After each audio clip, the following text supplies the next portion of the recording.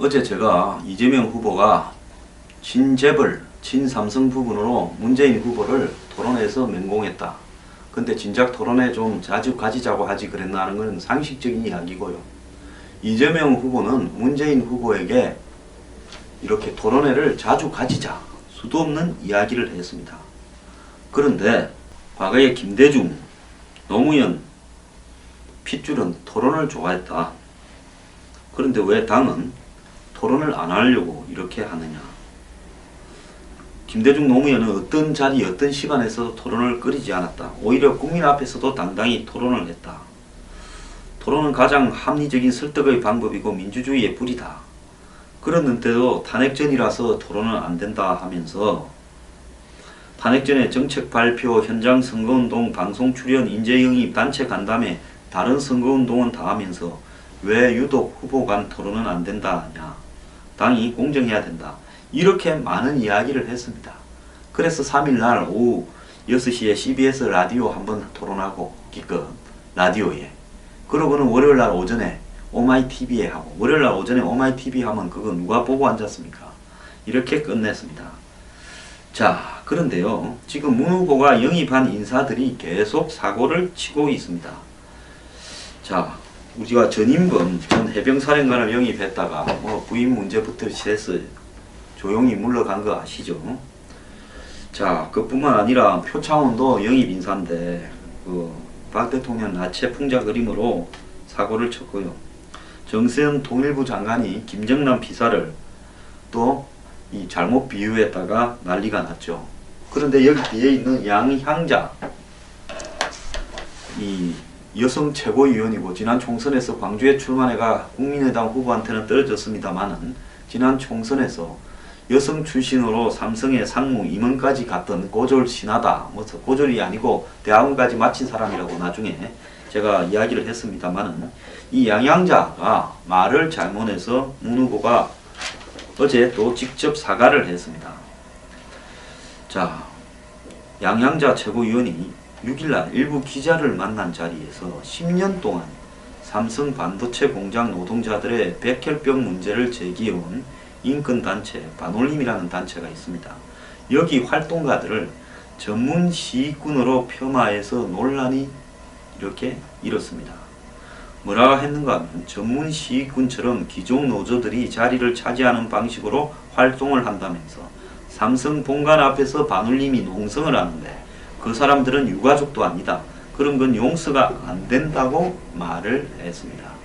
참고로요, 열악한 환경에서 이렇게 그 이야기한 사람들 말을 보면 공장에서 여러 번 사고가 났고, 그러니까 냄새가 악취가 풍기면 그걸 다 대피시켜 놓고는 나중에 별 문제가 아니다라면서 또 작업을 시키고, 그러면서 생리가 끊어지고 여러 가지 병이 발생한 사람이 한둘이 아니고 그 반도체를 만드는 각종 그 독성 물질들이 수많은 사람들을 이렇게 죽게 하고 몸을 상하게 했습니다. 그럼에도 불구하고 피해를 인정하지 않고 오랜 소송을 하는데도 삼성이 가진 온갖 노하우로 500만 원을 주고 죽은 사람들한테 끝내려고 하는 이런 일들도 숱하게 있었습니다. 그럼에도요, 문재인 후보 측은 인텔 수석 매니저와 삼성전자 반도체 사업부 최연소 상무를 지낸 유웅환 박사를 문재인 캠프에 합류시켰다고 지난 2월 23일 날 대대적으로 보도를 했습니다. 자신의 경성 캠프에서 기자회견을 열고 실리콘밸리 혁신 현장과 국내 대기업 현실을 모두 경험한 유웅환 박사를 영입했다. 4차 산업혁명을 선도하고 새로운 일자리를 창출할 거다라고 이야기를 했습니다. 이 사람이 삼성 반도체 사업부 최연소 상무를 한 사람입니다. 그런데 삼성 반도체 회사에서 어떤 일이 벌어졌습니까? 10년 전에 23살 꽃다운 딸내미를 반도체 공장에 삼성 반도체에서 일하다가 백혈병으로 잃은 황상기 씨는요, 10년 동안 지금 노숙을 하고 있습니다. 자, 이 사람이 삼성 강남역 8번 출구 삼성 본관 앞에 농성장에서 시위를 하고 있는데요, 10년째. 자, 이런 사람을 기종노조라고 이야기를 했어야 되겠습니까? 이분의 딸 황유미는요, 결국 삼성 기용 반도체 생산 라인에 입사하기 전까지 건강했는데 2007년 3월 6일 23살에 죽었다고 합니다. 자, 제대로 이 인정을 하지 않아 가지고요, 딸이 삼성이 인정을 하지 않고 있고, 그래가지고 병원에 이렇게 있는, 옷 입고 누워있는 딸을 택시 뒷좌석에 태워가지고 수원에 대학병원에 또 갔다가 속초 집으로 돌아오는 길에 횡성을 지날 때 춥다 이러더니만 애가 죽어버렸다는 겁니다. 자, 그래서 그 한으로 삼성이 이런 잘못을 인정하라고 이야기를 하고 있는데요. 자, 이런 문제를 인정하지 않고 있습니다.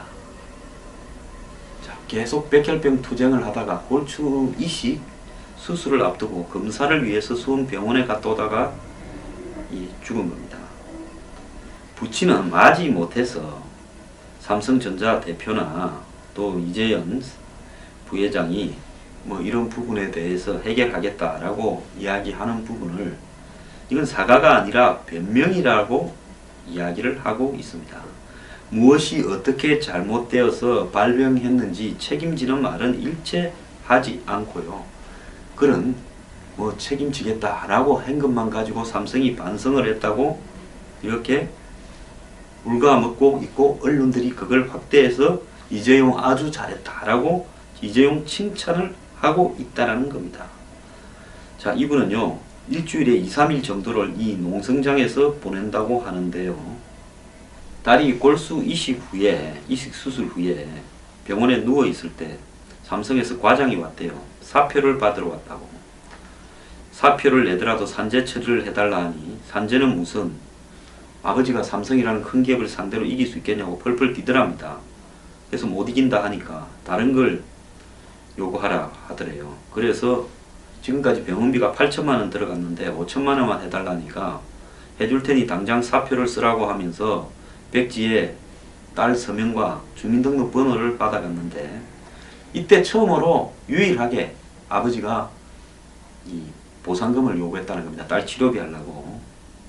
근데 딸은 재발이 또 더 심하게 악화되고 사경을 헤매고 있을 때 삼성의 과장한테 다시 연락이 왔대요. 병원 로비로 내려오라 해서 가니까 100만원짜리 5장 내밀면서 삼성의 돈이 이것밖에 없으니 이걸로 해결하자. 기가 막혀서 한 대 패버리고 싶은데 울며 겨자 먹기로 치료비 빚이 쌓여서 받았는데, 이 사표를 속여가지고 받고 간 다음에 이직거리를 했다. 그때부터 싸웠다라는 겁니다. 삼성은 이후에 1000억 보상 대책위원회를 만들겠다 해가지고 보상과 치료에 쓰고 있는 것처럼 해서 이 사건이 다 해결된 것처럼 이야기를 했는데, 아버지는 1000억이 보상과 치료에 쓰이고 있냐니까 거짓말이다. 보상 기준과 금액이 들쑥날쑥해서 마음에 드는 사람은 2억 주고 어떤 사람은 2, 3천만 원 안겨주고, 개별 합의서를 쓸 때도 합의서 내용을 외부에 발설했던 사람은 줬던 돈을 도로 회수해 간다라는 조건까지 달고 있고, 합의서도 주지 않고 도장만 받아간다 라고 이야기를 하고 있는 겁니다. 그래서 많은 사람들이 이탈했지만은 근본적으로 삼성의 자세가 변한 게 없다라고 보고 있습니다. 노무현 정권 말기에 싸움이 시작됐지만은 그 정권도 외면했고, 10년이 지났는데 달라진 것도 없고, 정부가 들었어도 어느 정부도 삼성하고는 이렇게 맞서지 않는다는 거죠. 자, 다음 정부가 들어선다 하더라도 결국은 바뀌지 않을 것이다, 이렇게 보고 있습니다. 정유라한테 300억을 내밀면서 삼성에서 일하다가 백혈병으로 죽은 딸한테는 500만 원을 내밀었다 하는 아버지가 최종적으로 하는 말이 뭔가 하면요, 자, 이런 말을 합니다. 정치인과 자본가가 세상을 바꾼 적은 없잖아요. 이분요, 많이 못 배운 분인데도 말은 정확하게 하고 있습니다.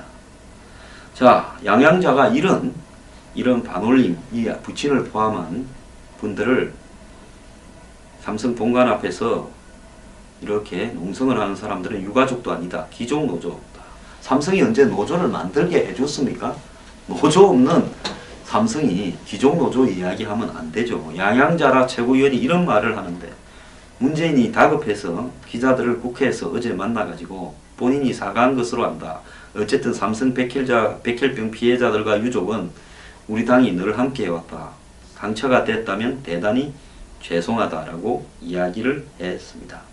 같은 야당인 국민의당 부대변인은 논평에서 양향자 최고위원과 문 전 대표는 삼성공화국 시즌2를 준비하고 있는가라는 제목으로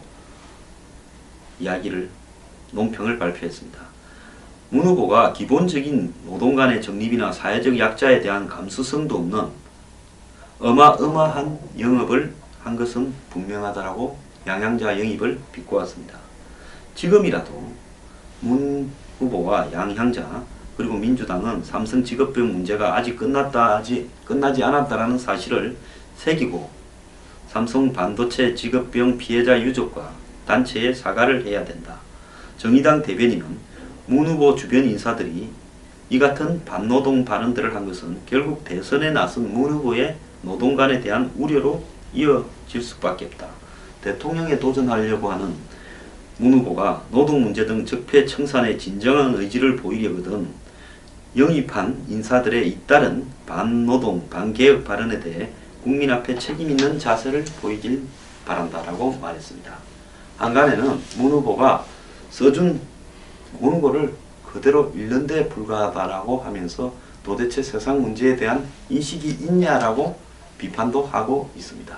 문 후보는 삼성에서 상무, 전무, 삼성의 사회이사 이런 사람들은 영입을 하고 삼성의 최연소 상무, 그 반도체 출신 영입을 하고 또 삼성의 최초의 여성 임원 영입은 하고 고졸 여성 임원을 영입은 하고 요런 거는 잘 하면서 어떻게 삼성의 피해를 본 그 수많은 노동자들의 피와 땀, 눈물은 외면하는가 하는 부분에서요.